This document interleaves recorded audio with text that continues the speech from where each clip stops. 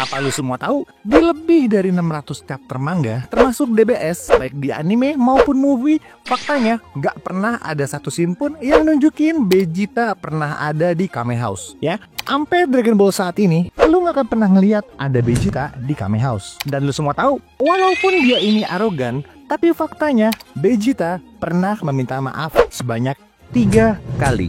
2 kali kepada Gohan waktu di Cell Turnamen dan setelah lepasnya Majin Buu. Dan terakhir kepada Beerus waktu dia face to face sama Granola. Oke, stay tune terus karena kali ini kita bakal ngomongin soal dia nih, ya. Tapi sebelumnya, yang belum subscribe dulu dan story. Yang gak subscribe, gue sumpahin hidungnya mendep, ya. Oke, kita lanjut. Sang autor Akira itu ngenamain semua Saiyan dari nama jenis-jenis sayuran. Betul apa betul? Ya, ini tidak termasuk untuk Half-Blood Saiyan. Kakarot, Raditz, Nappa, Broly, Bardock, dan Saiyan lainnya diambil dari nama-nama sayuran. Kecuali Vegeta yang namanya emang udah mewakili sayuran itu sendiri. Gue akan tanya sama lu semua, apa pose ciri khas Vegeta selain thumbs up? Diem. Dia punya satu pose ikonik, yaitu selalu megangin tangan kirinya. Pertanyaannya, ada apa sama tangan kiri Vegeta? Banyak yang bilang Android 18 yang nyebabin tangan Vegeta sengklek kayak gini. Ya, Android 18 emang pernah matahin tangan kiri Vegeta. Tapi ternyata Vegeta udah megangin tangan kirinya semenjak di planet Namek. Bahkan dia juga pernah megangin tangannya waktu di Saiyan Saga. Jadi sebenarnya ada apa sama tangan kiri si pangeran sayur? Buat lo yang belum tahu, di Dragon World rata-rata yang cedera adalah tangan kiri. Goku, Piccolo, Tien, Frieza, Gohan, Future Gohan, Android 18, bahkan sampai Moro, semuanya selalu tangan kiri. Ya, kecuali Cell. Dan gue bisa bilang, nggak ada yang aneh sama tangan Vegeta. At least pose ini hanya menunjukkan cedera serius yang dialami para petarung saat dalam pertempuran. Dan gak cuma di Dragon Ball aja, di beberapa anime juga sering gunain pose ini untuk nunjukin cedera yang sangat serius. Lanjut, Vegeta selalu bilang kalau dia adalah Prince of Saiyan. Ya, emang karena bapaknya dia raja. Tapi lo tahu, Vegeta pertama kali mengintroduce dirinya bukan sebagai Prince of Saiyan. Kalau lo ingat, dia ngintroduce dirinya sebagai Elite Saiyan, bukan Prince of Saiyan. Jadi sejak kapan Vegeta ini selalu pakai julukan The Prince of Saiyan? Jadi julukan ini pertama kali diintroduce oleh Dodoria. Dan semenjak itu Vegeta selalu gunain julukan The Prince of Saiyan.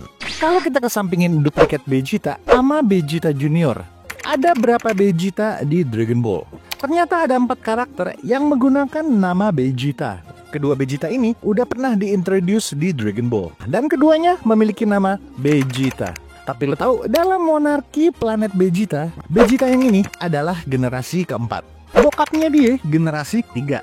Berarti ada generasi kedua sama generasi pertama yang pernah menjabat sebagai raja planet Vegeta. Jadi ada Vegeta, ada bapaknya Vegeta, ada bapak dari bapaknya Vegeta, dan juga bapak dari bapak. Ah udahlah, capek. Well, kalau Goku takut sama benda yang namanya jarum. Selain Beerus sama Bulma, apa yang ditakutin sama Vegeta? Ya, Vegeta takut sama cacing. Ini ada di scene waktu mereka ada di dalam perut Majin Buu. Dragon Ball Z episode ke-273. Tapi apakah pangeran sayur ini emang beneran takut sama cacing? Ya, kita lihat aja nih. Nih. Well, secara canonical, episode tersebut adalah filler. Di original manga, nggak ada scene yang nunjukin kalau si pangeran sayur ini emang takut sama yang namanya cacing. Jadi menurut lo, apakah Vegeta emang takut sama cacing? Lo bisa tulis aja di bawah.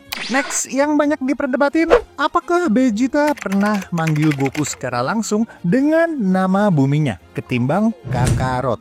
Well, faktanya emang ada beberapa scene, baik di anime ataupun manga, yang nunjukin kalau Vegeta pernah nyebut Goku dengan nama buminya. Misalnya di Saiyan Saga, atau waktu Z-Fighter ketemu pertama kali sama Future Trunks. Gak cuma itu aja, Vegeta juga berkali-kali pernah nyebut nama Goku di versi Funimation dub. By the way, ini sedikit referensi aja ya. Kalau lo mau tambahin aja. Ini beberapa scene waktu Vegeta nyebut nama Goku. Lo bisa compare sama versi original Japanese. Ya lo tahu semua, kalau versi dub beda negara, beda juga artinya. Kadang skripnya juga udah beda.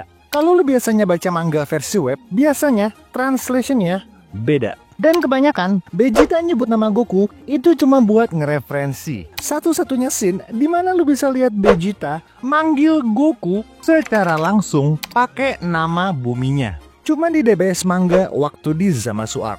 Tapi ini versi Fish Translation, bukan original Japanese. Jadi based on original manga dan original anime, Vegeta kalau lagi sama Goku selalu manggil dia Kakarot. Well, Vegeta adalah salah satu karakter yang mendapatkan karakter growth dalam developmentnya, terutama penampilan dan juga tinggi badannya. Oke, lo tahu berapa tinggi badan si Vegeta? Secara ofisial, tingginya Vegeta itu waktu dia udah dewasa, tingginya 164 cm. 164 cm. Ya, secara ofisial, dia nggak lebih tinggi dari Bulma. Lo mungkin gak merhatiin, tapi di manga dan anime, ya, terutama di DBS, Vegeta terkadang lebih tinggi dari Bulma. Jadi apakah si Vegeta ini emang grow up? Atau dia pas lagi syuting begini? Well, gue akan tanya sama lu semua, apa transformasi yang dimiliki sama Vegeta yang gak pernah dimunculin di anime? Yap, Super Saiyan God. Well, Vegeta emang sempat pakai transformasi ini di manga, gak cuma sekali, bahkan 2 kali. Pertama, waktu dia ngelawan Goku Black. Kedua, waktu dia face to face sama Moro. Dia juga sempat pakai transformasi ini waktu face to face sama Broly di movie DBS Broly. Tapi di animenya, walaupun dia udah achieve SSJ Blue, nggak ada satu scene pun yang nunjukin kalau Vegeta pernah pakai transformasi ini. Ya, sampai saat ini lu gak akan ngeliat Vegeta versi rambut merah di anime. Kalau di Ocean Dub ada Brian Drummond. Di Funimation kita punya Christopher Sabat. Ya, mereka berdua adalah voice actor yang sangat ikonik buat pengisi suara Vegeta versi English. Well, Chris emang udah gantiin peran Brian semenjak era Funimation dub, tapi faktanya kedua voice actor ini ternyata pernah kolaborasi secara langsung di DBS. Dan keduanya sama-sama mengisi suara Vegeta. By the way, lu bisa lihat kolaborasi mereka berdua di DBS waktu Vegeta face to face sama duplikat Vegeta. What is going on here? Keep denying it all you want. I am the real Vegeta while you are nothing. Next, lu tahu, walaupun dia ganteng, faktanya Vegeta nggak pernah sekalipun ngalahin mayor villain. Bentar. Nah, dalam developernya, Vegeta emang dibuild buat jadi second karakter. Di planet Namek, Vegeta emang eliminate Dodoria, Zarbon, Guldo, Jace, Rikom, dan juga Butter. Tapi mereka bukan mayor villain. Frieza tetap di end sama Son Goku.